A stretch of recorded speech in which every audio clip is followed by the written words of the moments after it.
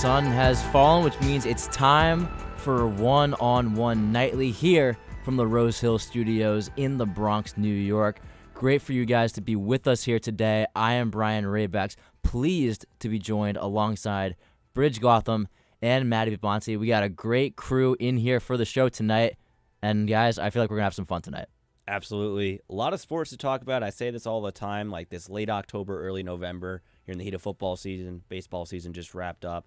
The NBA is getting started. College sports are all over the place. Don't forget about hockey, too. A lot to break down. Yeah, you couldn't have said it any better. I think right now is the best time to be watching sports. There's always something on. You're never too far without one, so it's going to be a great show, and we have a lot to unpack today. Well, there's a lot to unpack, not just in the sports world, but more particularly in the New York sports world. That's where we're going to start off as we run through the show a little bit here. The Jets, Sunday. What a win. I mean, that's about as big of a win the Jets could ever have in the last couple of years. So that was thrilling, and they've really kind of become the talk of the town, which is no slight to the Giants, who have also played very well, and they're coming off the bye week. So we'll see what's in store for them in the second half of the season, Brij. I really think the only reason why the Giants are taking a back seat is the bye week. Yes, the Jets. It's literally big win over the Bills, and we'll talk about it. Probably the biggest win they've had in, I don't want to say years, but this is a defining win of your season over arguably the best team in the country. But the Giants were on a bye. They're coming back, and there's going to be a lot to talk about with that too. There's a lot of football to get into. New York football still off to that great start as we enter the second half of the NFL season. Football season in full swing, but unfortunately baseball did come to an end over the weekend. The World Series wrapped up. The Astros won, so that's taken care of, and we'll have a lot to dissect in the World Series and see what went wrong for the Phillies and how the Astros played really well. Yeah, exactly. The Phillies were absolutely an underdog team this year, and I couldn't believe how far they got. It's been exciting to watch the World Series and see how it played out, but Houston, man, they just were that team to beat, and they were just dominant all year long, and they proved it in that World Series, and kudos to them for sticking through it the entire year and being consistent, but it's their year to win, and they proved everyone wrong. It's a tough pill for a lot of baseball fans to swallow, Oh, yeah. especially myself being a Yankees fan, but that's besides the point. Also, baseball, the season may be over, but the offseason is about to get into full swing, so there's a lot of speculation as to who's going to go where, particularly with the Yankees and the Mets. I think both those teams have really interesting offseason decisions to make coming up, so this is something that I'm really excited to talk about with you guys because there's a lot of different directions where this could go. The whole season, the only thing people were talking about was Aaron Judge. Obviously, he bet on himself. It paid dividends. Now he wants a big payday. Will the Yankees give him what he wants? Only time will tell. They should. And then the Knicks and the Nets, obviously, still in play. They're playing each other tonight, actually, in a big battle of New York at the Barclays Center. The Nets, there's a lot to get into with them. They officially hired Jack Vaughn as their full-time head coach. So we'll see how that goes and what they can do with that. And then, of course, we're going to wrap up the show with some mixed bag. Everyone's favorite segment, mixed bag. So we're excited for all of that. We got a lot of action-packed content to get into with you guys tonight, but we're going to take a quick break, and then after the break, we're coming back, and we're talking New York Jets football here on One-on-One Nightly.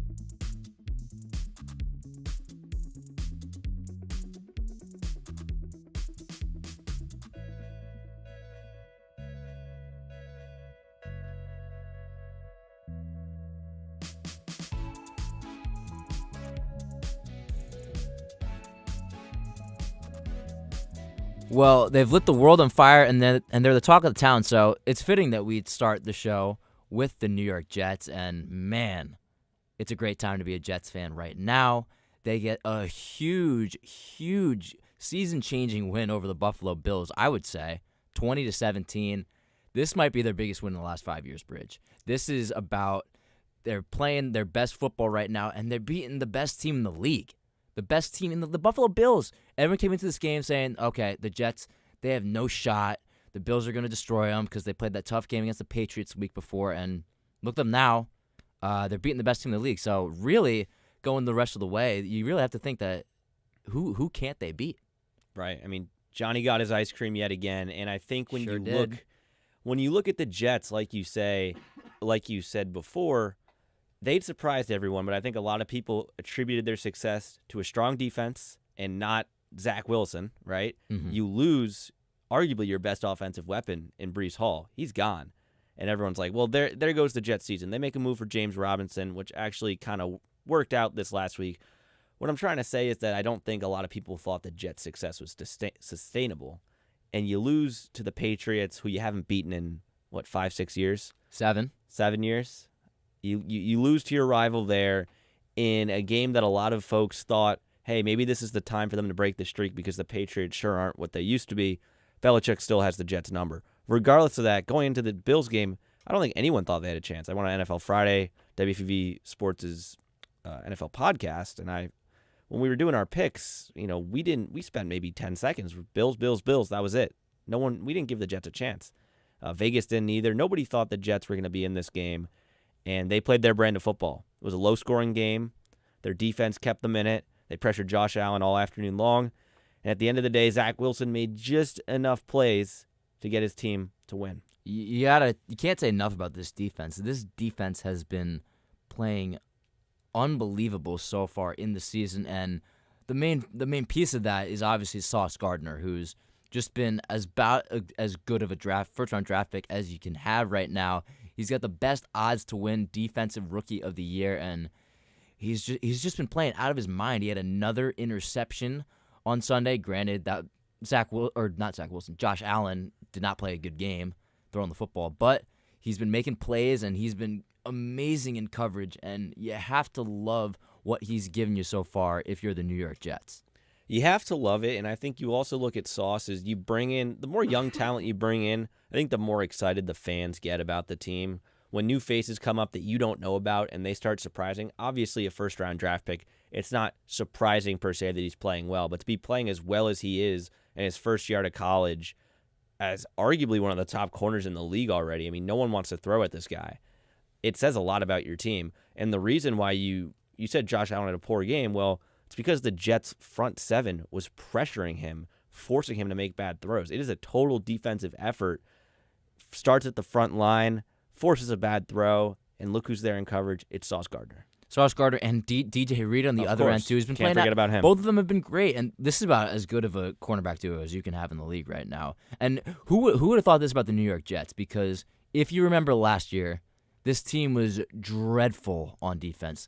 They were the worst defensive team in the league. So to see the strides that they've made from last year being awful, couldn't stop anybody. They're giving up points left and right, to now they're one of the best lockdown defenses in the AFC. This is really impressive, and it's a testament to what this coaching staff and Robert Saleh has been able to do, because we're seeing Robert Saleh, defensive head coach first. He's a defensive guy, and now the Jets' defense is playing incredibly well. This is a real testament to coaching, and I have to really tip my cap to the job Robert Saleh is doing with this team. As the old saying goes, offense wins games, but defense wins championships. And instilling that in your team and showing that there is a process to this, because people expect head coaches to just come in and change the franchise overnight. Some can do that. We'll talk about Brian Daboll later. But in most cases, there's a process to it. Robert Saleh comes over to the Jets, and yeah, his first year maybe wasn't so good, but that's not necessarily his fault, because he was still building a team and building a culture there. The players bought in, and now time passes. You build the draft capital. Shout out Joe Douglas, making some really great selections. You build that team. Robert Saleh then has the pieces to work with and actually run the defensive schemes that he's thought about. It's paying dividends, as I said. The Jets are what, 6-3 now? 6-3. They're 6-3, The Bills are 6-2, the Dolphins are 6-3, and the Patriots are 5-4. So you're locked in a really tough division battle, and the Giants have a similar problem of the one year that they finally play well, the rest of the division also becomes a problem, which is just it's bad luck, but it could be a 3-team from the AFC East playoff situation. It could be 4. Imagine that. Yeah, if all 4 teams in the AFC East get there.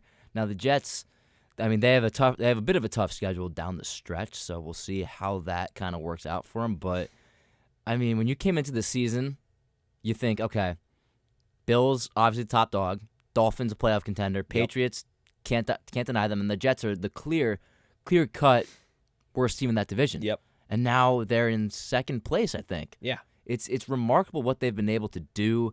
And you mentioned before the draft and the bringing people in. This draft class from Joe Douglas, spotless. Like about as good of a draft as a GM could have. They're getting close to the point where they might have to build a Joe Douglas statue outside of MetLife Stadium. Their 3 first-round picks, Sauce Gardner, we've already talked about him. We know how great he's been. Garrett Wilson's been really good as well. Garrett Wilson? He's been. Goodness. It's huge to get Zach Wilson someone to throw the ball to, and Garrett Wilson 8 catches for 92 yards in the game on Sunday. Just another great game, and he's been showing a lot. And then Jermaine Johnson too. That was another great pick that they had in the first round, and he's also paying dividends with playing great up front on the line. There's a lot of young pieces and a lot of young talent to be excited about on this Jets team, which you haven't been able to say in the past. So I think this has been the Jets fans' dream, being 6-3 at the bye week. No one could have saw this coming. But the question you still have to ask if you're a Jets fan is Zach Wilson the guy? Is he your quarterback? Like, can you win a Super Bowl with him? The way it's looking right now, he's not playing well, and he didn't play a great game on Sunday. But he played a good enough game. It's looking like the way the Jets are winning games is Zach Wilson gonna give this one away? Is he gonna play good enough to make sure we don't lose this game? Because that's the way it's looking right now. He's not really showing a lot in his second year. I know he didn't have a big preseason. He didn't have any preseason really with the injury. But he's got to show something more, because the way these young pieces are gelling together with this team, the way the defense has just been carrying this team for the most part, I think that's fair to say. The way Garrett Wilson has stepped up. Breece Hall was having a great season up until he got hurt. It really feels like this Jets team, I don't want to knock Zach Wilson so early in his career, but it really feels like this team is a quarterback away. I know. That's what people have been saying. Just the sense of you have every piece that a contender should have. A really good defense, great wideouts, great running backs. And they're so young, too. They're so young. Look, I don't know where I fall on this, because it's hard to say that we've seen enough of Zach Wilson. And it's not that he's horrible. It's more of he just doesn't wow you throwing the football. You know what I mean? He isn't. You watch him play and you're not like, he's that guy. Yeah, he makes some throws. He moves the ball, but you don't feel like he's the best player. Yeah, he'll show you a throw here and there, but overall, he's got to play, and he's got to be smarter with the football too. Like when they win, it's not they won because of Zach Wilson. Whereas I think when you look at, I don't know, we're yet to see that huge like Zach Wilson statement game. Right. Like even with the Giants, Daniel Jones in his first couple of years, he had some great games. He did, and was really and like this year too. I mean, yeah, definitely this year. We'll get into it in a second. Yeah. But Zach Wilson, really outside of that game-winning drive he had against the Steelers, what has he done?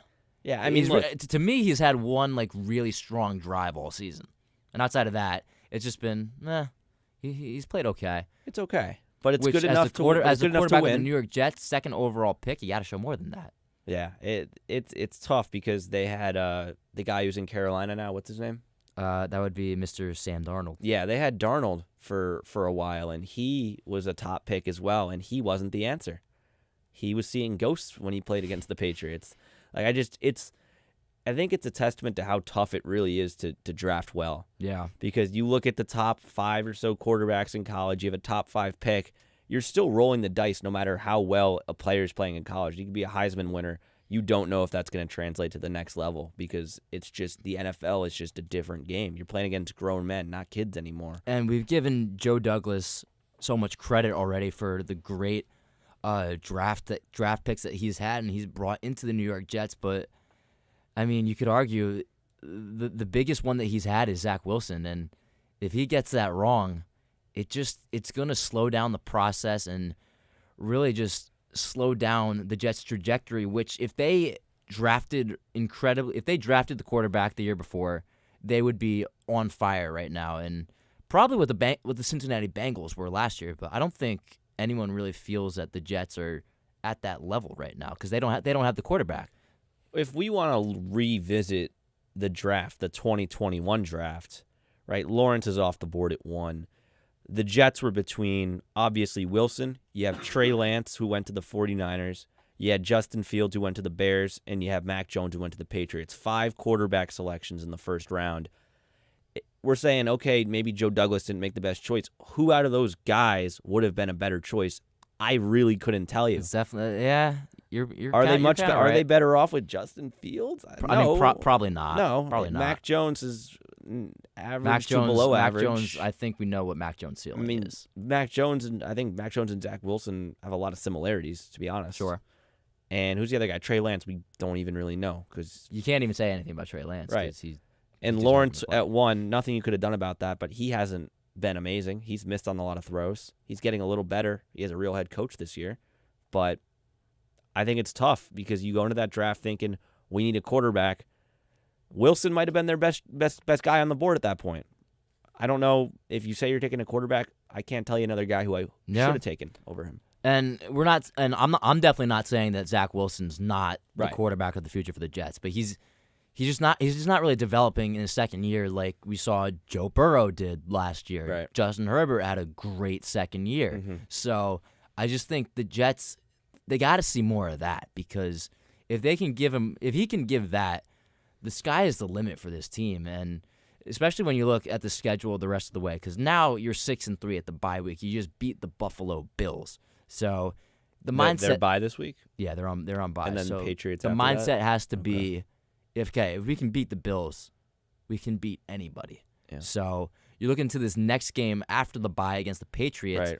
I know you haven't beat the Patriots in 7 years. Is this at Foxborough? This is in Foxborough, yes. So that makes it tougher. But I know you haven't beat the Patriots in 7 years. But honestly, I think the Jets, that you could argue that's a game you have to win. You have to win that game if you want to be taken really seriously as a playoff team. Because especially you go down to head-to-head division records are going to matter if all 4 of those AFC East playoff teams and all 4 of those AFC Patriots East teams are. The Patriots can very well be there at the end of the season. Like if they're all tied up at 10-7 or 9-8, I don't know the math behind it, but if they're all neck and neck, you don't want to lose. You don't want to have lost 2 games to the Patriots because they'll get that edge over you. Exactly, and then it doesn't get a ton easier from there because then you play the Bears. And the Bears, they should beat the Bears. That should be a win. But then you get the Vikings, and then you get the Bills again. And is it at Minnesota? It is in Minnesota and in Buffalo. So kind of a tough losses, draw. Two losses right there, unfortunately. In their next 4 games, they got 3 pretty tough road games to go up against. How does it look after that? After that, it's pretty easy. It's the next 2 games, I should say: Lions, Jags, and then they finish up with Seahawks, Dolphins, both on the road. Seahawks, Dolphins, both on the road? Both, yeah. So their road schedule to end the season, they got 6 or 5 really tough road games. It's not going to be easy. I mean, you're going out to Seattle like New Year's Day, something like that, second to last. It actually is New Year's Day. New Year's Day. I mean, that's going to be cold. You know, you're away from home during the holidays. Like, I mean, there's a lot going on. You have to, and that's not going to be. So I guess to back up, the Jets probably need 4 to 5 more wins to feel comfortable with a playoff spot, right? I would say, at least 3. 9 and 8 could get you in. Could get you, but you want 10 or 11. Exactly. Kind of the same deal with the Giants. You'd like to have 10. So you look at the Bears, look at the Lions, look at the Jaguars. That's 3 wins right there. And then I think this Patriots. Got to steal one at the Patriots. Patriots, Vikings, Bills. And then maybe they play the game of their life again against one of those really good teams. Exactly. I think the Patriots game is the one where you're going to look at and say, season-defining game. I would argue more so than the Bills game. I think so. Because you haven't beat the Patriots in, as you said, 7 years. Yeah, you just beat the Bills, but you lost the week before to the Patriots in your own building. Right. A team that we can say on paper is not that good. Can you even name a Patriots wide receiver? Because I can't, right? So how do you... You can name a couple guys, but not very good. You know what I mean, though. I mean, they don't... That isn't a star-stacked offense by any means. Yeah, no one's afraid of Nelson Aguilar and exactly. Kendrick Bourne. Like Ramondre Stevenson is their running back, right? I mean, yeah. So, yeah, this Patriots game coming up. Like, you can't lose to that if you're the Jets. It would really be a sign, and the Bills game should have been, but if they beat the Patriots, that's really lock it in. The times are changing for the Jets. Morality, too, like for the team, just a feel-good win. You know what I mean? The morale of the team would just be so much higher to be like, we knocked off the Bills, and then we went into the Patriots building in Foxborough, and we knocked off the New England Patriots. We now own this division. The Jets' final stretch of the season is going to be really interesting, but 6-3 at the bye. They've played really well. Now we'll take a quick break, but we got to transition to the Giants because the Giants also have a second half of the season that I think is really interesting to get into as they're also chasing the playoff spot. We'll take a quick break, and we'll be right back to discuss the Giants after this.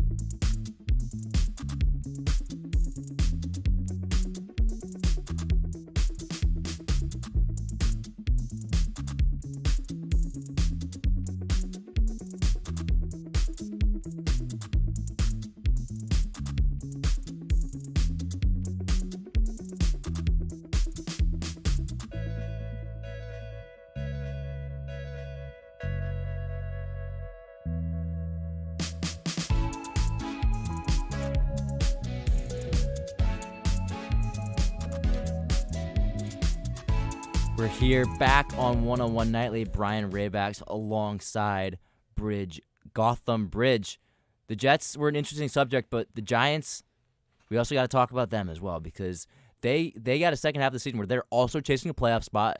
They're incredibly young, and we'll see. It's going to be really interesting to see what they can do down the stretch. Yeah, let's talk a little bit about Big Blue here. They just came off of a bye week, I think a much-needed bye week, simply because the team was beat up. They were hurt. You talk about Daniel Jones, who may have been playing, but was fighting through an ankle injury. Saquon Barkley, over in London, injured his shoulder, came back in the game. Has been playing through it, but that's another injury. You need guys to take time to heal up, and I assume that this bye week was great for the Giants. They are coming off a loss to the Seahawks, a really tough game where the scoreboard doesn't necessarily reflect the outcome in terms of how close it should have been. Richie James, 2 bad fumbles we'll talk about. But essentially, the Giants are standing at 6-2, 2 winnable games coming up, and a chance to make the playoffs for the first time since 2016. I think it's perfect how you mentioned the injuries and how the Giants can rest up and kind of heal up. But over the bye week, they went a little backwards. They got a little backwards in the injury department. Xavier McKinney, their top safety, injures his hand in a ATV accident while he's on vacation. That is a bad injury, especially, first of all, the way you injure yourself.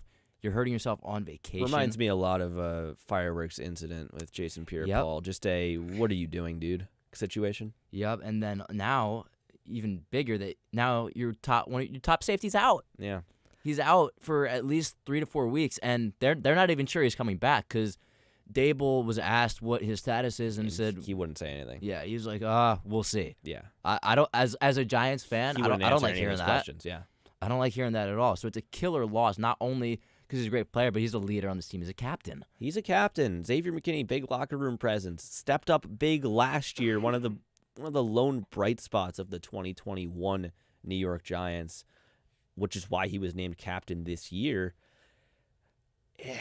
It's tough because look, obviously you're a football player, you're going hard every day, and yeah, you want to take some time off for the bye week. Of course. But like you got to be smart. You're an adult. Like you can't be putting your body at risk, right? I mean, I'm not gonna criticize him for trying to do something fun on his bye week and just trying to live a little bit, because they are human beings. We gotta at least give that. But you're getting paid a lot of money. Yeah, I think the you should be optics of subject it, to a higher regard. The optics of it look really bad. It's very so disappointing. now your safeties are Julian Love, who's having a great year, so I'm not worried about him stepping up. But then Jason Pinnock, who only started 2 games for the Jets last year, and I think we ran through how bad their secondary was last year, and now he has not started at all in the 5 games he's played with the Giants this year. So it's a bit of an interesting to see how the defense can bounce back from this, but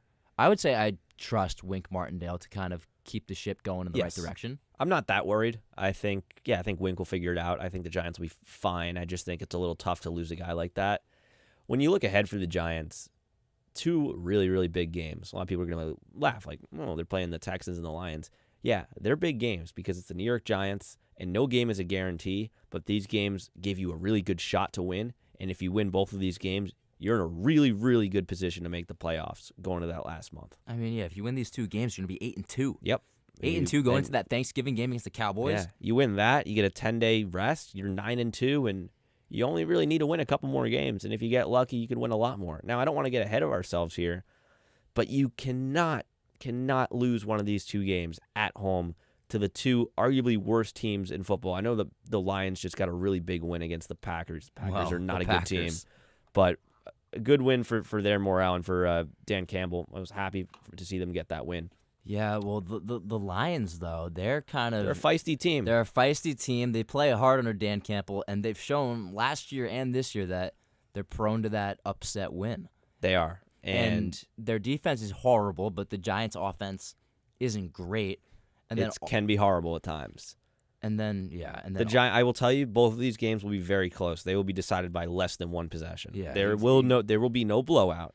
It'll be 16-14 Giants or something. Like it's going to be ugly. It's going to be hard to watch.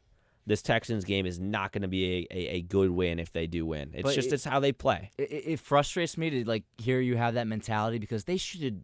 But it's not the mentality; it's the truth. Yeah, but it's what's going to happen. They should wipe the floor with the 1-6-1 Houston Texans. It's going to be a really close game. They should win, but they it's going gave to be the Eagles really a tough contest on Thursday. So they did, but I'm telling you right now, and I'm rooting for the Giants. I'm be covering the game. But at the end of the day, dude, not necessarily front row, but front row in this. I'll have very good seat. That's true. I'll be there watching, and Giants, I just have a bad feeling about it because the Giants will play down to who they're facing. They will play up to teams. When they face the Ravens, they will elevate to them. But then when they play the bad teams, they will play at that bad team's level. And it's a problem that the Giants have. Last year, they were in a lot of games against bad teams that they ultimately lost that were a little close. And you've had similar games this year that they've ultimately won because of the way that they've called plays down the stretch. You look at the Giants' wins that they've had, they're all very, very close. Talk to me about the Carolina Panthers, not a good football team. The Giants barely beat them at home. People don't want to talk about that. Yeah, that was not Same deal with the Chicago Bears. Same deal with the Bears. Same deal with the Jaguars. Jaguars. I mean, that game was probably the hardest one to watch. They were a yard away from blowing that game. Yeah, I mean, it was like the Titans in the Super Bowl. I think, if I'm referencing the right play, where you are. So it was like that, and bend but don't break. But they're gonna break at some point, and I just think even against the bad teams, you're barely winning. Look, you beat good teams, but those games are equally as close. The Giants are a one-possession type team. So are you not liking their odds to make the playoffs down the stretch, despite their start with their season 2? What I'm saying is just that just because their record is really, really good, Giants fans shouldn't think that any game is a lock to win. Even if they should win it, you have to pull back and you have to remember that this is the New York Giants. Like, you can't go into a game thinking that it's an automatic win. Like, that's just, you have to fight for every win. You have to take every opponent seriously. Oh, obviously, but I'm a little taken aback by your tone here, because you think you've seen how they played the first When 8 you're up games of close, the and season. I'm telling you, for three yeah, quarters, it's not fun to watch through 3 quarters most of the time. Well, yeah, they play, and when you're at the the game, first like, half of games it's have not. been tough to watch. Yeah. Yeah. It's tough to watch, and they figure it out, and they're a fun. When you look back and you watch the highlights, it's awesome because you're like, oh, this field goal they got actually mattered in the end. But when you're scoring like 3 points in the second quarter, it's really not till the fourth quarter where it's like, okay, game's on the line, let's actually make a play now. Like, seems like they save all their big plays for the end. I think one of the most interesting things coming back off of the bye week, they're getting Kenny Galladay back. Yeah, I wanted to talk about that. The question real quick. is, what Kenny Galladay are they getting? Are they getting the Kenny Galladay who everyone wanted out of New York after 3 games this season, or are they going to get a decent version of the guy that they paid $72 million to get?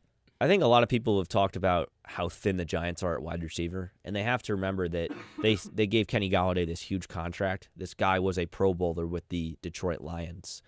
And while he hasn't looked anywhere near that as a New York Giant, you have to remember that he is probably still better than Marcus Johnson, Richie James, and David Sills V. You have to think to yourself, I would rather Kenny Galladay out there than these practice squad guys, right? You would think. You would think. And I think Kenny Galladay's rested up. I've listened to a lot of his pressers, and it seems like he has a different attitude about it. It seems like he cares a lot more. He's a little bit more invested in the team. You see him running in practice. He looks good. Pep to his step. I think he hasn't caught a touchdown yet, which is the big thing that people discussed last year. Like, sign this guy, didn't catch a single touchdown. I think him scoring a touchdown will be so big. Like, I think it needs to happen. Why not on Sunday? This is the weekend for it to happen. Against the Houston Texans? Yeah. Sure. Yeah. Get him in the end zone. But, yeah, you do mention he's saying the right things in his pressers. He's making it sound like he wants to be a part of this. He's accepting his role. From what it sounds like, it's been hard for him not being able to be on the field with a 6-2 team, because he probably didn't expect this coming into the season, the Giants being 6-2. Yeah. So it's been an incredible run, and he's got to be on the ride for it. Now the question is he gonna at least be a decent version of himself? That's all you need. Because I don't need you to be Kenny Galladay from Detroit. At this point, I don't care. They have been so thin at receiver, and they've gotten so little production out of there that just plug Kenny Galladay out there and just see what happens and get him the ball. He needs to be that guy. He needs to be that guy. I would argue that not that guy, but at least he needs to be some better version. than what the receivers have given. I would argue, hot take, Kenny Galladay is the X factor for the Giants Wow. season. Oh yeah, Saquon Barkley is not dependable. I mean, he's dependable, but he has been healthy for the first time in a long time. And you don't wish injury upon anyone, but you never know. If Saquon Barkley goes down with an injury and that his season's over, you need to have some sort of second plan, because you can't have your offense run through just one player. Mm-hmm. It's like in basketball, like if you only shoot threes and they cover that, and you don't have you can't go inside or you can't drive left. Like, if you eliminate the only part of the game that matters, then you win from a defensive point of view. So yeah, the Giants need to be able to be a multi-dimensional offense. They love running it through Barkley. They need to be able to toss the ball a little bit more, throw around the pigskin, because if you get Kenny Galladay, you get a decent version of Darius Slayton. Wan'Dale Robinson is healthy. He can be your WR2 or 3. I think those are 3 decent guys that I feel comfortable with, far more than a Marcus Johnson, a David Sills, or a Richie James. And how about Daniel Bellinger? Poked in the eye, had to get eye surgery, hitting the one part of the helmet that isn't covered. Like, I feel terrible, right? If he comes back, 4th-round draft pick, turned out to be a really, really good pick by Joe Shane, because him and Daniel Jones they developed quite the rapport with each other. You get those 3 receivers I just discussed, Daniel Bellinger healthy, an offensive line that's healthy, Saquon Barkley, a good version of Daniel Jones. That's the offense that you need to go into the playoffs. Well, we'll see what the Giants can do coming off of the bye week. They have the Houston Texans on Sunday. Brij Gautam, New York Giants beat reporter, will be there with all the coverage. But that'll do it for our New York football talk. Had a great time talking Giants and Jets. We'll take a break, but we're going to shift gears. Maddie Bimonte is going to join us after the break. She'll provide an update for us, and then we'll get into the World Series all after this quick break here on 101 Nightly.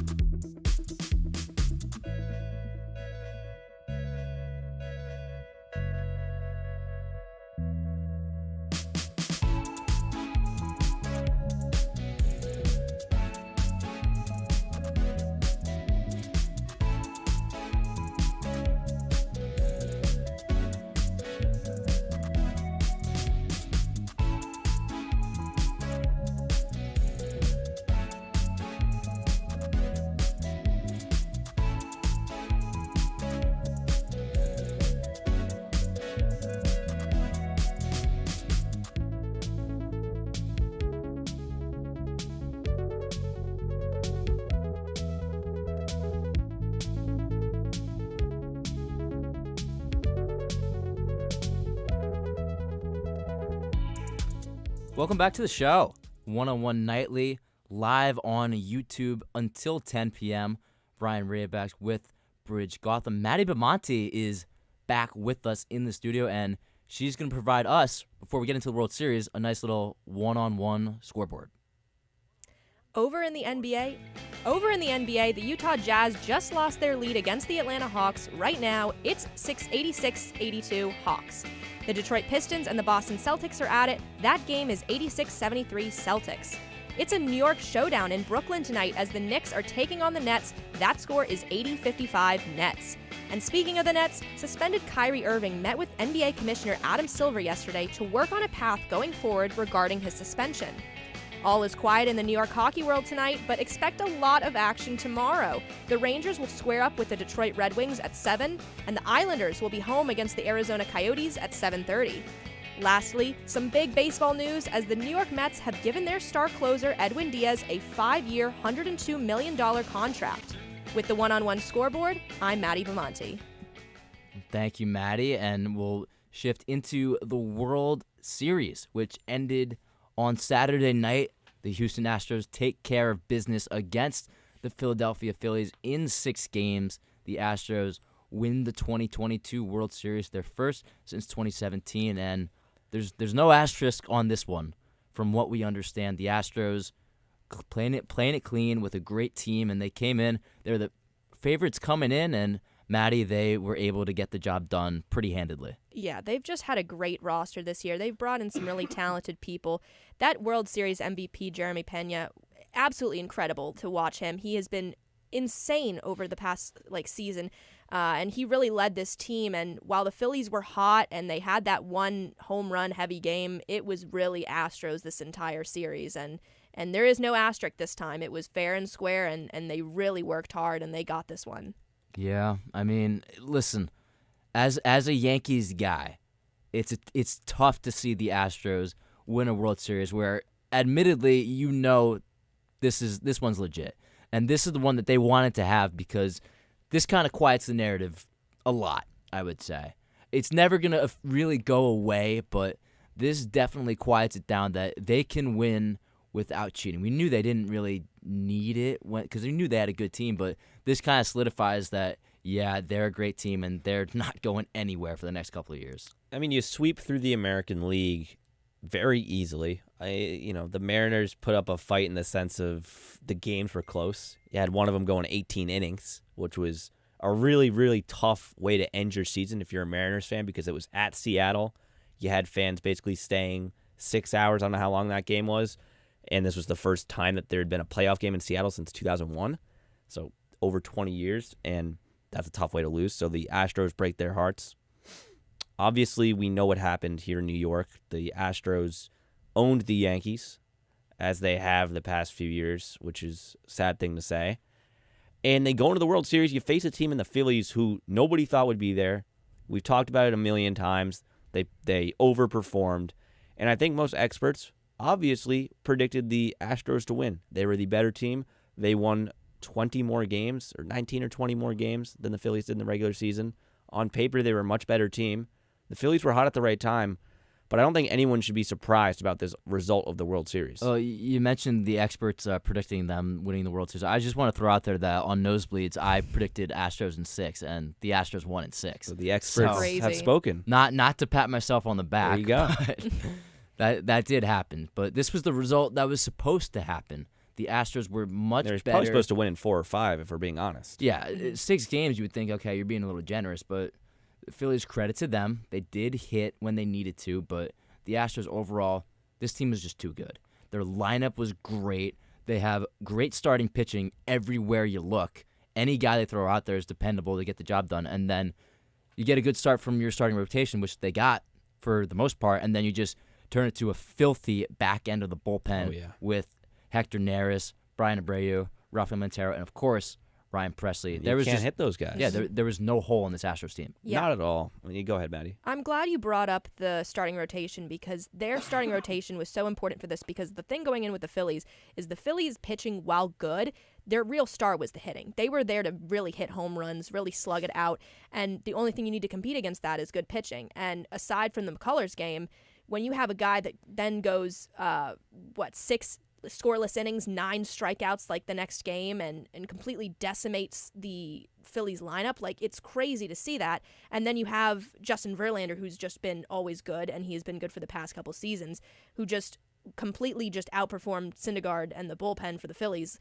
There's really nothing you could have asked for more aside from that one game that Lance just got rocked. But honestly, crazy to see this pitching really improve and kind of quietly. The Astros, for what they were, went pretty quiet throughout the entire season. You knew they were good, but nobody was really talking about them in the same way we saw the Yankees really be talked about with the Aaron Judge, breaking all those records. The Astros really kind of quietly went into this World Series because they really didn't want to start any more drama after their 2017 scandal. Yeah, well, I feel like you build that reputation for being the top dog for so many years. I mean, no one was knocking the Astros off this high horse in the American League. So you come into the playoffs and you're like, okay, it's going to be the Astros in the American League. No one's touching this team. But in the last couple of years, we have seen teams kind of touch up on them. The Nationals beat them in a World Series. The Atlanta Braves, who won 87 games, beat them in a World Series. Yeah. And it almost for a second, you were looking, okay, maybe this is deja vu, but that did not happen. It didn't happen. The Astros, this was their year where they figured it all out. And as Maddie said, I wouldn't say they flew completely under the radar, but they certainly weren't talked about the same as the Yankees, the Dodgers, the Mets. And maybe it's because people already knew what to expect with this team, but they did their homework. They did their due diligence. They drafted well. They got that, the second baseman, was it Pena was his name? Oh, Pena, yeah. Yeah, he was unbelievable. He didn't play second base. What was he Shortstop. play? Shortstop, right. Other side. Obviously, Altuve is at second. And, yeah, he's one of the reasons why they're so good. And I think when you take it from a New York baseball perspective, whether a Yankees or Mets fan, it's really frustrating to watch a small market team like Houston build a team really well with not a lot of money. Their payroll is nowhere near the Yankees or the Mets. And to be able to keep winning consistently, and you keep scratching your head with more money in our pockets, Yankees and Mets fans, how can we not do what they are doing? It's just it's so frustrating from a New York perspective. The Astros just have young talent loaded up for days because it's remarkable that since 2019, they've lost Garrett Cole, one of the best pitchers in the league. Yep. They lost George Springer, their center fielder. And they lost Carlos Correa, their shortstop. Yeah. And then they replaced Garrett Cole with Framber Valdez, Christian Javier, etc. They replaced George Springer. Okay, Kyle Tucker's here, so you can go. That's fine. And then, of course, Correa is just easily replaced with Jeremy Pena. It was a great year. Mm-hmm. He wins ALCS and World Series MVP. Yeah. I mean, when you think about losing your shortstop, especially someone as good as Correa, you think, okay, maybe they'll take a step back. Nope, they brought a guy in there who performed really well in the regular season, and then the playoffs, he was just a monster. And overall, just everything went right for this Astros team in the playoffs. And if you're the Phillies, tough one to hang your hat on. This Astros team is too good to overcome. No, 100%. The Phillies really went into this kind of being that underdog team, and while it would have been exciting to see them win, it wouldn't have been really exciting for me as a Mets fan to really watch them win that one, but crazy to see them rise from third in the National League East to really being that World Series team. It was always, in my mind, either going to be the Mets or the Braves really up there. And the Phillies, out of nowhere, after Girardi's firing, this team really turned around because that team looked completely different at the start of the season, and as most teams do, but to watch the leadership change from Girardi to, I forget who their coach is. Rob Thompson. Absolutely. Legend. Absolutely crazy that it's a completely new team. They had energy back in them. Bryce Harper coming back later in the season was huge for them. They really just had it going for them, and it'll be interesting to see how they turn it around next year. But, man, this is not really, to me, a big loss for the Phillies. If anything, I'd be very proud of them for what they did. No, they were never supposed to be here. Obviously, there's disappointment in losing a World Series, but if you're the Phillies, you think, okay, we didn't get consistent offense outside of Bryce Harper and Kyle Schwarber. That's why they didn't win. But there's a lot to be excited about in Philly. They have Bryce Harper for a while. He's been worth that contract so far, absolutely. So then it turns to how can we improve? Because there are areas that they can improve. Particularly, they could be in the market for a shortstop. And I don't know about you guys, but there's one shortstop who's a free agent. He used to play for the Houston Astros, actually, and I think would be a good fit there.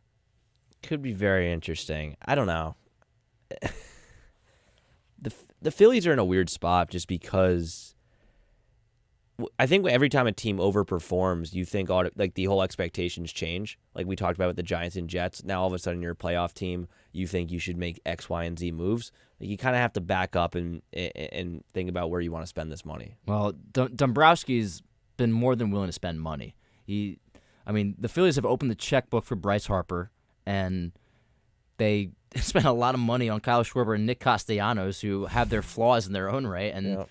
Castellanos. Interesting history. Castellanos was kind of an issue, but overall, the tends Phillies to bring a bit of controversy per se. He certainly performs in those moments and with the bat. Not so much for his defense. He's not known for that. Played well in the postseason. He did, with his glove. Yeah. But he made that one really good catch. You know what I'm talking about? He saved Game 1. Yeah.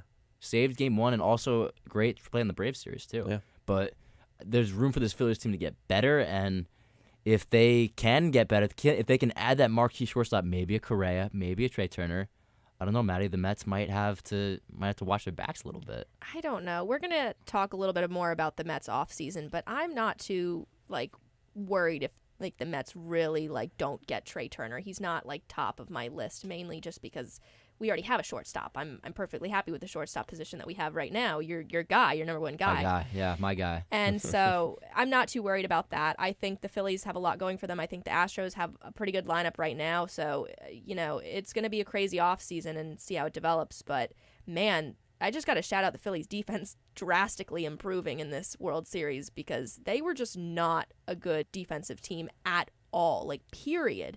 And to see them kind of at least improve a little bit in this World Series was impressive, but nowhere near perfect yet. Yeah, it didn't make a lot of sense, but credit to guys like Castellanos for stepping up when the big moments mattered most. But the Astros are your 2022 World Series champions, and Maddie mentioned the Mets offseason. We don't have to wait to talk about them. We'll do that just in a little bit. We'll take a quick break, and after that, the Mets and the Yankees got some interesting offseason decisions coming up.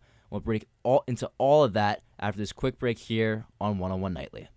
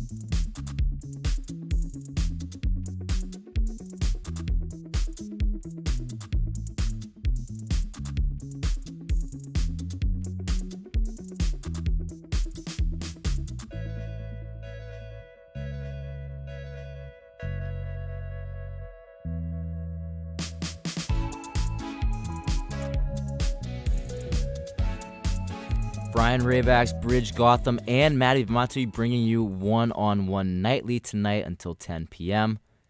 We mentioned the baseball season is over, but the baseball talk does not end there because there's still a lot of interesting things to talk about, particularly in New York, where the Mets and the Yankees offseason is going to go, because there's a lot of different moving parts here. Where are people going to go? Who's going to re-sign? What kind of the team's course of action are? One guy we know where they're going is Edwin Diaz. Edwin Diaz, one of the big free agents come out of the Mets. He didn't waste any time to return. He signed a 5-year, $102 million contract. He's making $20.4 million a year. That's the largest contract for a relief pitcher in MLB history. So, Maddie, you're the New York Mets beat reporter, so I got to ask you, did they pay too much for him? Is this too much money, or is this a guy that they needed to bring back? Overall, what are your thoughts? I'm actually really happy with this signing. I am so proud of Edwin Diaz to see how he's just come back for the Mets after he came from the Mariners, and all the Mariners fans were like, he's really good, you're going to love him, and then he just comes to the Mets and he does not have a good first 2 seasons with them. He's absolutely just giving up home runs, not helping out the team, and now he's a completely different player we see out there. He finished the year with a 1.31 ERA, 62 innings pitched. Crazy to see him be the player he is now. I think with the kind of caliber that he was in the entire season, I don't think this is an overpaying. I think he's getting exactly what he deserves. He's committed to this team. He wanted to stay with the Mets. And if you want to stay with the Mets, you might as well get a little extra cash in your pocket for wanting to be there. And there's really nothing more I can say than I'm just really happy he's back with the Mets and hopefully has another great season next season. Get those trumpets ready, because Edwin Diaz is staying in Queens. A lot of money, though, to go to a guy that pitches 1 inning, but the most important inning, right? Well, he actually has been pitching 2, and he's even pitched 3 innings. Right now, they'll bring him in the 8th, but yeah. I meant as a closer. Yeah. This is the first 9-figure deal to go to a closer in MLB history. I mean, this is a guy joke. A guy that proved himself this year, as you just said, but it's crazy how 1 year is enough of a sample size to earn a contract of that magnitude. Yeah, I mean, absolutely. But Edwin Diaz, every time he came into the game, you knew it was over, and $20 million is a lot for a closer, but I think Edwin Diaz has earned that money. He's earned what he's got, and we know the Mets aren't shy about spending money. They have Steve Cohen, who's willing to break the bank for anybody, so I don't think they're too worried about that. So they bring him back for $20 million a year, but now that you're bringing him back for that much money, it might change your approach as to, okay, what do we do with Jacob deGrom? Are we going to pay him a $40 million contract and bring him back even though he hasn't pitched 100 innings in 3 years? It kind of shapes up, it leads to the possibility that deGrom, are they going to pay him that money, that big money that we're going to assume that he's going to get? Well, I don't think it's less. I think it's less about the money and more about the years he might want with the team. I think when you look at how deGrom has been injury-wise, if he wants a high level of years on his contract, I don't know if the Mets will go for that as quickly as maybe a 3-year a 3-year or 2-year deal to really field him a little bit more on this injury that he's been having over the past 2 seasons. I think really that they do have the money to spare out for him. However, I've heard that the Rangers really want to put in a strong offer, which they just Rangers, have the money. It's so weird that they're willing to just go all in on all these free agents when they're not really close to being a playoff contending team. No. It's so odd to me. They just have all that money that they just want to spend, and if they really want to give deGrom more money than the Mets, good for them. It kind of would be a weird choice, I think, for him because, like you mentioned, the Rangers don't really have much playoff potential right now, and I don't see that happening in the next 5 seasons at least, really, with the way it's looked. Other rival teams, the Braves have scared me always in terms of just what they can dish out. They're big players for deGrom. And I don't think the Braves would offer as much money as the Mets, but it really comes down to would he maybe want to go to the Braves? That is the question for me. That's what people have been speculating. And so, it's an interesting situation. The Rangers thing's weird to me because even if their offer would have to be significantly higher to even consider it if I'm deGrom. I mean, it's a business at the end of the day, but you're loved in New York. You're in a good situation in New York, a much better situation than you'd be in Texas. I think the trend nowadays is players are just going to go wherever the most money is. That's true. Corey Seager went to the Rangers because we can name a they gazillion unloaded a bunch contracts, of money on him. Chris Bryant went to the Colorado Rockies. Yeah, of course. So No, you're right, but I don't know. To contend, it's just, yeah, more money. Obviously, it's a business. But I think it really depends on if he thinks his injury is really serious. Because if he thinks, oh my gosh, my injury is getting really, really bad, I don't know how much more I can pitch, he would just take the money. Take the most money, yeah. And just live with that. We don't know how serious, really, we don't know how serious this injury is. It's been plaguing him for so long. And while we see him make a resurgence at the end of the season, this past season, I really just don't know how he's going to look next time with what goes on with his arm, because man, he just, like, while he is good, he cannot go innings anymore. And it's a shame to watch that, because when he pitches, and he pitches good usually, it's crazy compared to like how Scherzer pitched in the offseason, which was just not as impressive. DeGrom actually had a solid kind of run, and when I got to watch a couple of his starts at the end of the season, he really looked good, but he can't go more than 5 innings before giving up a home run. Well, that's what happens when you have so much injuries over time.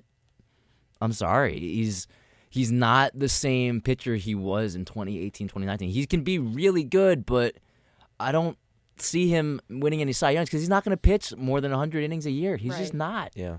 It's almost like load management. Yeah, I mean, that's what teams are probably going to start doing with him.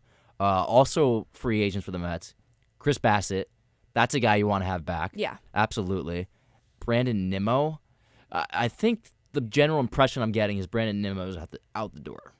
Yeah. It's like, I think, like, it's really mixed, because I think Scott Boras is like really trying to ham up the like things for Nimmo. Like, he really wants to get Nimmo more offers. But and I've like said my piece on Nimmo where I like him, but he is just like, he is not the best leadoff guy that we've seen, and he like doesn't have a lot of power in his swing. He's quick on the bases, but he really just, if he gets on base, that's like an if. It's just not great for the Mets. But would I like him to stay? I guess, because I don't know who else you'd slot in that number one like space right now, or you have to go and look for somebody else. Well, So he's good, but out of all those guys, you can probably afford to lose him the most. I would, absolutely, because you're talking DeGrom, Chris Bassett, and a center fielder who's replaceable. Exactly. I'm sorry, he's a replaceable player. And they said they'd slide Marte to center, like worst case, if Nimmo was to go. He can play center. Yeah, he can play center. Yeah. I wouldn't be too upset about that. But yeah, I think Scott Boras is really playing up the Nimmo thing right now. But it really is kind of like toss up where he's going to end up with me. Well, you mentioned guys possibly filling that leadoff spot. Trey Turner has somehow been on the Mets' radar. Yeah. I kind of don't understand the Trey Turner thing. Like, he was the second best hitting shortstop. But my concern is, like, he is just not a good defensive player at short. And when you have already a great guy like Eduardo Escobar at third, and you already have Francisco Lindor at short currently, why do you want to replace him with a weaker defensive player? Trey Turner he played second when he got traded to the Dodgers at the end of last year. So he has been willing to move to second base.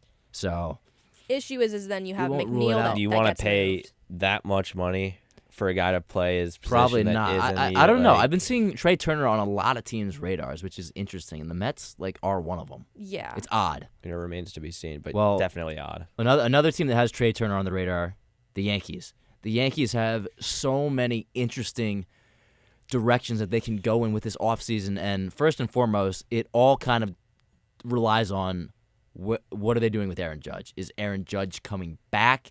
Is he going? Because I think their whole plan, how they attack this offseason, how much money they spend, it depends on, are they bringing Aaron Judge back? It's completely contingent on that, and every press conference he's gone to, he's given the most gray answer. Like, he's just basically spitting out what a computer would spit out.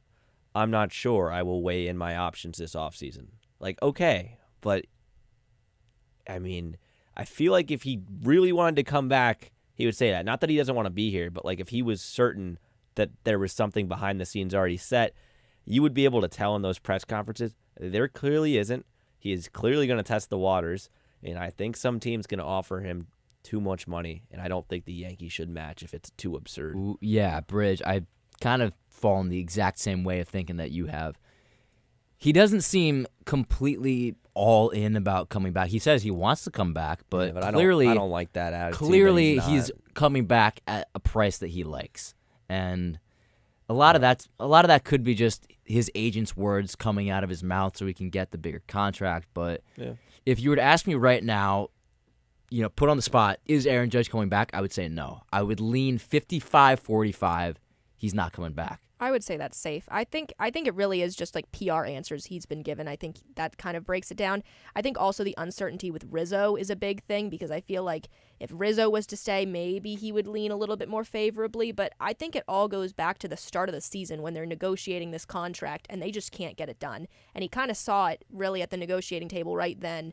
Are the Yankees really going to offer me the money I want, or am I really going to have to continue doing this the entire season, which he did? And so he just probably has lost faith in getting that money to some degree. And there's going to be another team that offers him that money. It won't be the Mets, but it'll be somebody else. It's probably going to be a team from California. So your head starts spinning. The San Francisco Giants have been the number one landing destination for Aaron Judge. It's the consensus place. If he's going anywhere, he's going to the San Francisco Giants.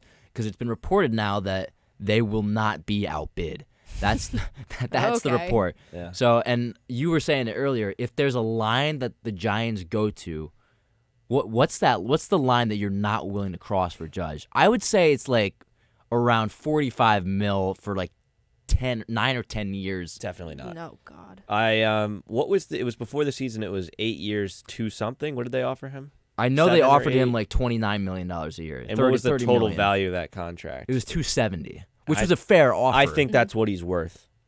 Really? After the season he just had? Yes. Oh, come on. He's not Brij. getting any younger. He's 31 years old. He had the worst playoffs. He was 5 for like 86, 5 for 36, same difference.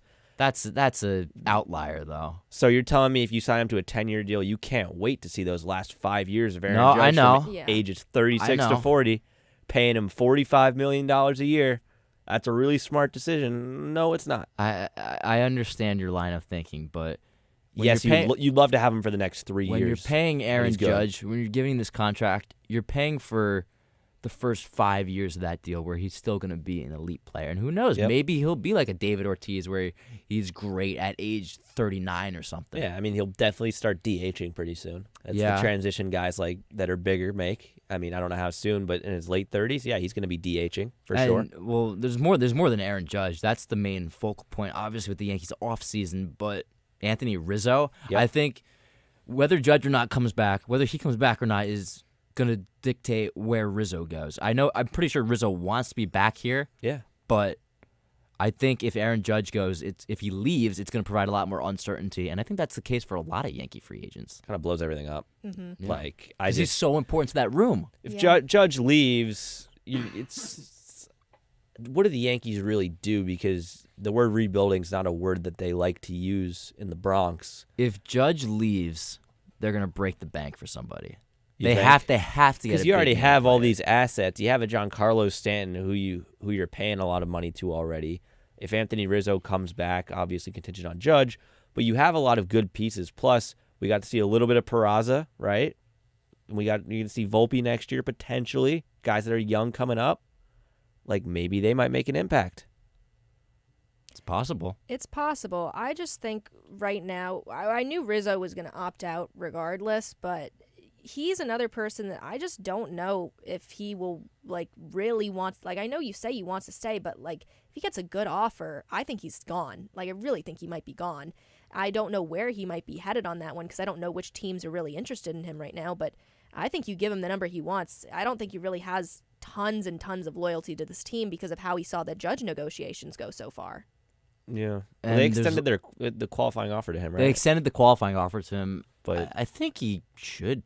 you just I take it. wouldn't. He could take it. I don't see another team offering more than that. I could. Really?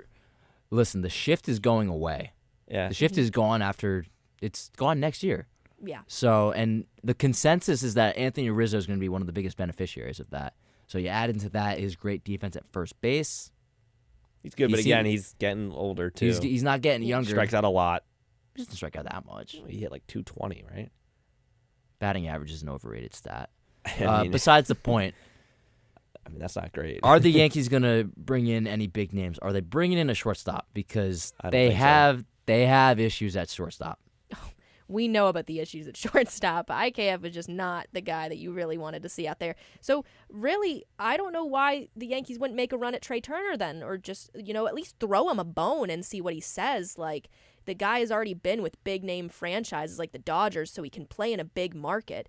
It's not the worst idea to just feed him something and see what he picks up. Even if he doesn't end up there, you got your name in the ring for him down the line. Yankees' biggest problem, I think, in the last 10 years is just giving players too much money that have already proven themselves on other teams. I can name so many, but I won't. So I'm just going to say this. The last great Yankee teams were from guys they brought in through their own farm system. The last great shortstop was a guy named Derek Jeter, who came up through the Yankee farm system. I don't think it's worth spending money on a shortstop when you got a really highly touted prospect in Anthony Volpe. You don't know how high his ceiling is yet, but you have to give guys like him a shot, because I think Judge is a great example of it. Homegrown talent. You have a farm system for a reason. You can't expect to just win by spending gazillions of dollars on the big names. Like, you got to bring guys up, you got to develop them, and you're going to be paying pennies on the dollars for them, and you get those quality years before they need big contracts. Then that's how you win. Absolutely, but you just think of all the uncertainty with the Yankees. You saw them not go after a shortstop last year because they thought they were fine, and then they got a lot of issues at shortstop in the 2021 season. So I think a lot of fans kind of fall along that line of thinking to play devil's advocate, but Sure. I think Oswald Peraza's got to be the shortstop. Yeah, I think next year. Peraza's at least your starting shortstop, and you see where the other guys fill in. I like Glaber's back at second base where he belongs. You hope Rizzo's at first. And I don't know what their deal is at third base. I mean, It sounds like Josh Donaldson's coming back. So Donaldson. And then they still have DJ LeMahieu. Yeah, people forget about LeMahieu because he was hurt in the playoffs, and he's a utility guy. Put him anywhere. Yeah, so we'll see how the offseason shakes out. If they make any moves, because the Yankees, we know they're prone to that, making any trades or whatever, trading pieces away, who they're going to sign. Is Aaron Judge coming back? A lot of questions that remain to be answered throughout the rest of the fall and the winter, but that's going to do it here. We'll take a quick break, and we'll come back with some NBA talk, Knicks and Nets, all coming up right after this.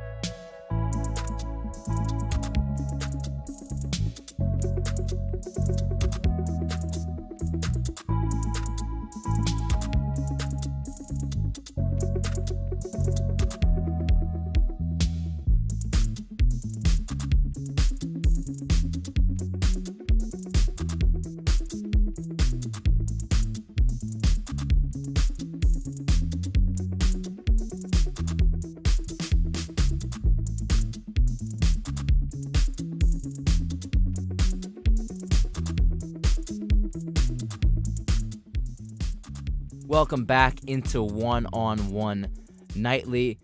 Basketball season in full swing, and the Knicks and the Nets have both gotten through their season. They play each other right now, actually, and I'm a little giddy because the Nets currently hold a 100-73 lead on the New York Knicks. They're just blowing them out. 27-point lead in the fourth quarter. There's been a lot of uncertainty with the Nets and a lot of controversial things and a lot of it's been a mess. So to see them blowing out a crosstown rival, listen, for me it feels pretty good. I'm content. The Nets. All right. I mean, look, the Nets have been probably the biggest talk in the NBA this season, and not for not for reasons you'd want to if you're a Nets fan. Obviously, the controversy surrounding Kyrie Irving, the firing of head coach Steve Nash following a very controversial summer in which Kevin Durant requested a trade and said, "I will not come back if Sean Marks and Steve Nash remain here." They both remained here at the start of the season. I think everyone thought that was going to be a little weird. I mean, I can't imagine saying, like, I refuse to come back unless these people are gone, and then coming back and just pretending like everything's good. Like, that's just not a normal, that's just human nature. That's not how it works. Things are going to feel a little bit weird. And Nash couldn't last 5 games. And it just begs the question, why didn't you just make that move in the offseason? Why didn't you I had the same question. Yeah, I think every Nets fan does. It's weird. The Nets, Kyrie with the vaccine controversy last season, the season before, there were other issues. The trade for Harden, they have the big 3, everyone gets hurt. It just seems like nothing can go right for the Brooklyn Nets. And you have a generational talent in Kevin Durant, and I wouldn't say you're wasting it, but like kind of wasting his last few good years. I would completely agree. I don't know what has been going on with that. The 5-game Steve Nash thing is absolutely crazy, especially when you have a guy like Kevin Durant who is leading your team right now in absence of Kyrie Irving, who is just like downing his stock right now with trying to like further his career. He is just completely demolished it. There is like no return. He is like untradeable in my eyes, to many teams he is untradeable now because nobody wants that PR mess that he is. The team has just really not had any great positive news other than this game tonight, really, against, in my opinion, a mediocre Knicks team. So a team you should beat. A team you kind of have to beat. And so far, Kevin Durant looks amazing tonight, but he looks amazing almost every single night. And you got to wonder, how many more nights does he want to be amazing with the Brooklyn Nets? No, I don't think a lot.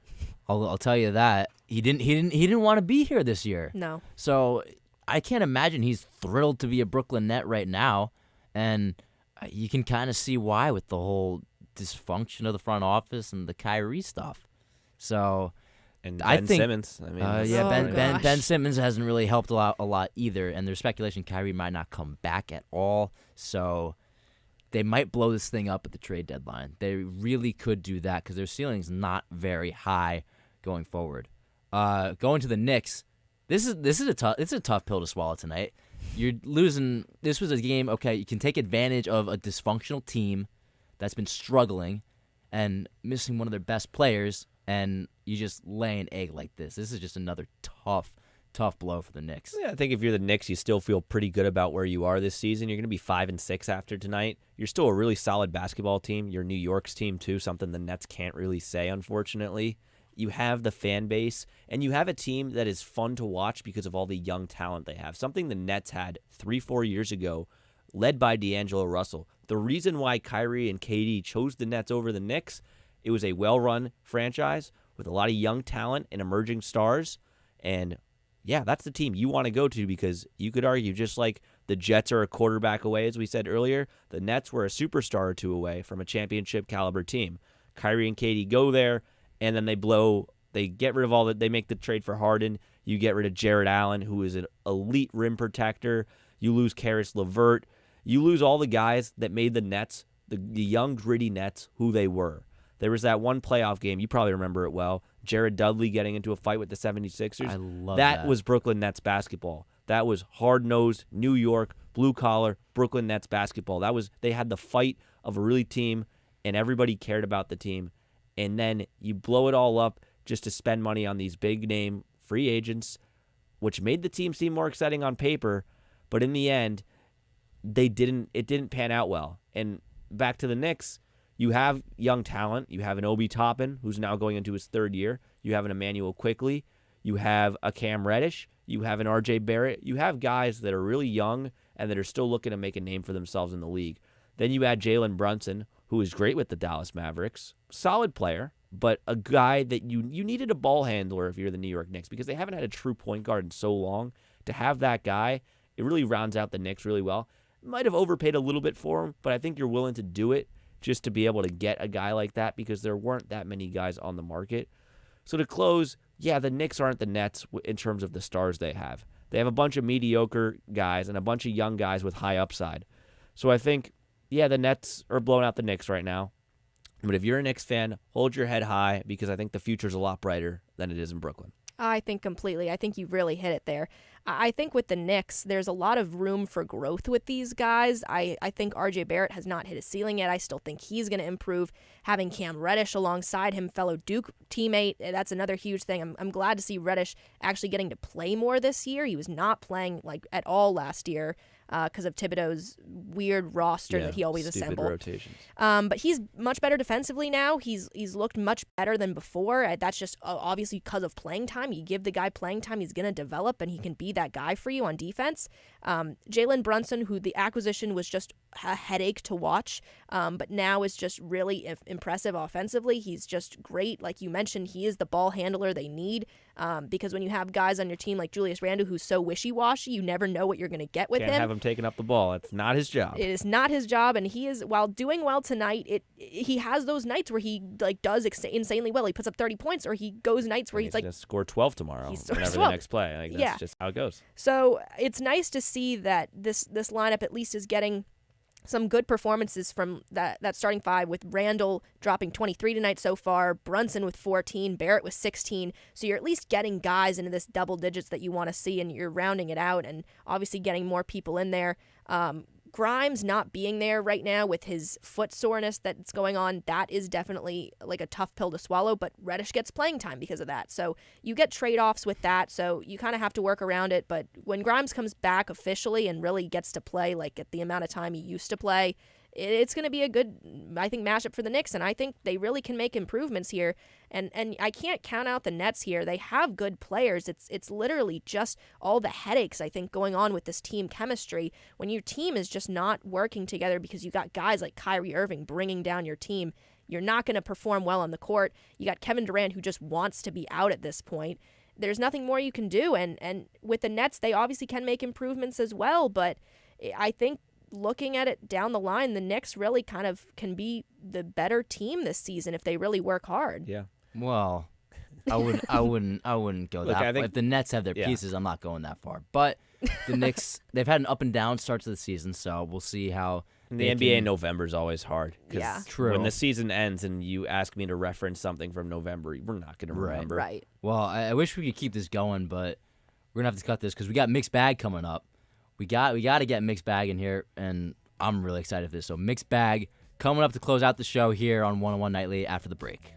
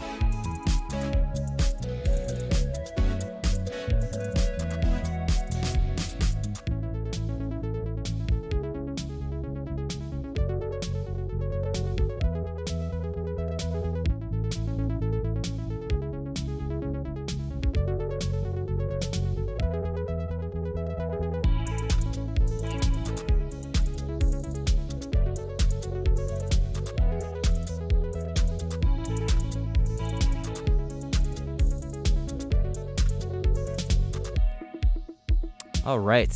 I'm excited. Brij is excited. Maddie's excited. It's time for mixed bag.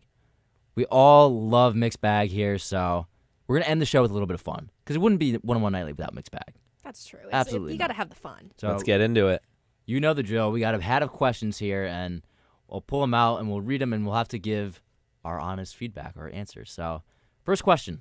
There we go. Folded up on there. So how many classes are you taking next semester? I'm actually taking 7 classes. Ow. Yeah. Yes, I'm a little behind on some requirements because I had a bit of a major switch up, so I have to take 7 classes, and it's not going to be fun. I have no days off. That's brutal. Not one. I'm taking 5, so pretty standard, I think, for a college semester. I had my semesters of 7 in the past. They aren't fun, but in the end, they pay off because you take less classes later on down the line. True. I will be taking 4. This is, Oh. I know, big for me. 15 credits, 4 classes. Very excited because I will have Tuesdays and Fridays off. Nice. Big for me. This is So really lucky. huge. Yeah, I am not envious of that 7 classes. That does No, not it's seem not like going to be fun. Ooh, what's your favorite food from the calf? Favorite food from the calf. They have really good mint chocolate chip ice cream. That I will give them. The ice cream there is pretty solid. Everything else, it's just not for me. I'll just say that. I'll just say that. That's fair. I had a really good vegetarian calf meal the other day. I would actually say the vegetarian meals are kind of solid. I had like some fake meat, sweet and sour chicken. It was pretty decent. Like the sweet and sour was like pretty accurate, pretty spot on. But otherwise, I'm a big the dark chocolate cookies that they have. Ooh, Those yeah, are- their those are dessert, sleeper. their desserts always come through.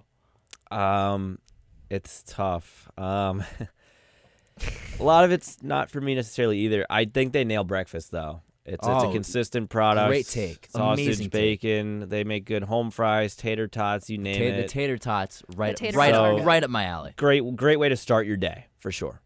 There's no better way than a good calf breakfast. Mm-hmm. Never. Absolutely not. All right. Except it kind of hurts my stomach sometimes. I don't know why. I don't know what it is. I think it might be the pancakes, but No, you're just not built for the calf, I guess. we're just built different. ah, All right, here we go.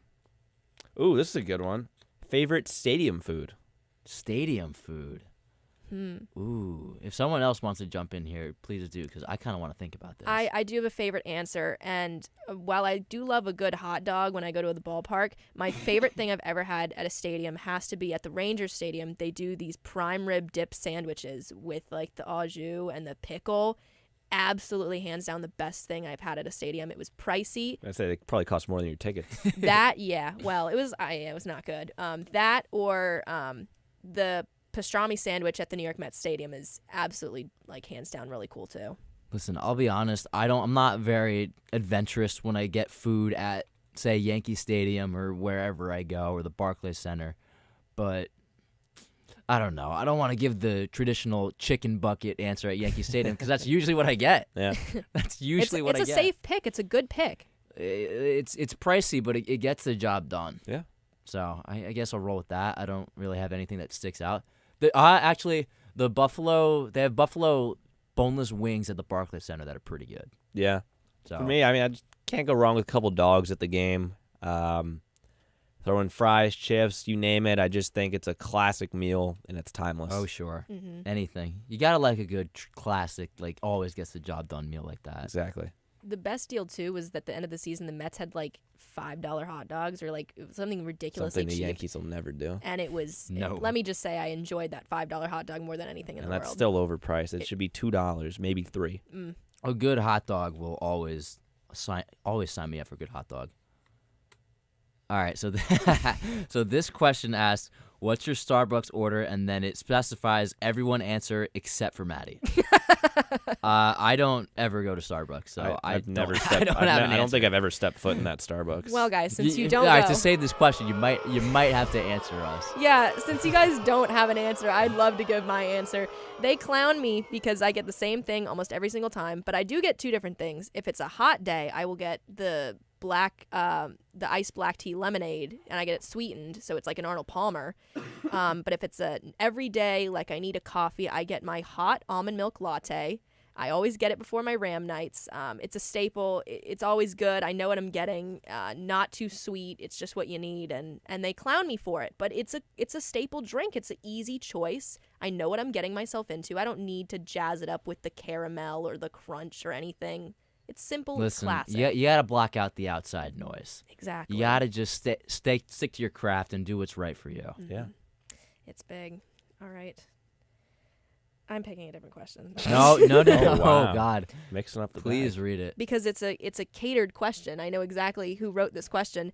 Are the Memphis Grizzlies NBA title favorites? Oh, you shouldn't have read it. That's on me.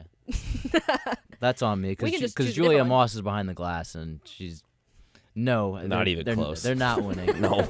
It's The Grizzlies? it's going to be the Brooklyn Nets. Let's just get that out of the way. Yeah.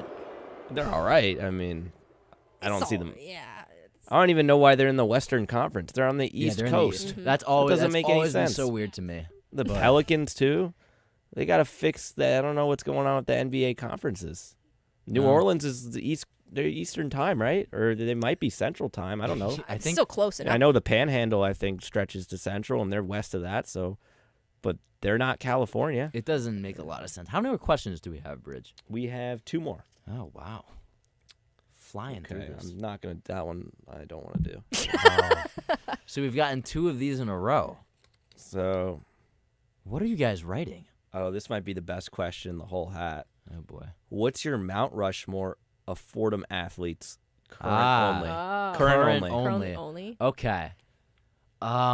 Well, you gotta get Tim DeMore out. Yeah. Throw Tim DeMorat Hart is on the there staple. for sure. The George Washington of the Mount Rushmore. Yep. Absolutely. There's no Mount Rushmore without Tim DeMore. That's true. Current. Current. You might have to throw his buddy Ryan Greenhagen on You there might. as well. You might have to. Yeah. You might have Let's to. throw him in there. You certainly could. I got Fotis 2. Coco Sulis. Fotis Is this 3. just a football one we're doing now? I mean, are they the top scoring offense in the country, or are they the top scoring offense in the country? Yeah, Yeah. you're right. We gotta throw in Anna DeWolf. You have to. So there we go. That's Mount Rushmore. Honorable mention goes to Taylor Masetta, Yep. Yes. who is our Definitely. video producer tonight. She has Stop. a big meet this weekend. Yeah, big piece of the Fordham women's track team. It is going to be. She kills it. So. Yep. All right, we got one more. Wow. One more. This is a question we didn't want to answer. Yeah, I don't really know what I'm up for here, so this should be interesting. All right, Bridge. Might have to pre-screen the question. Let's see. Yeah. This is the one you didn't want to read? It was just like I felt like this one was more exciting. The one that I picked. Well, favorite unique color.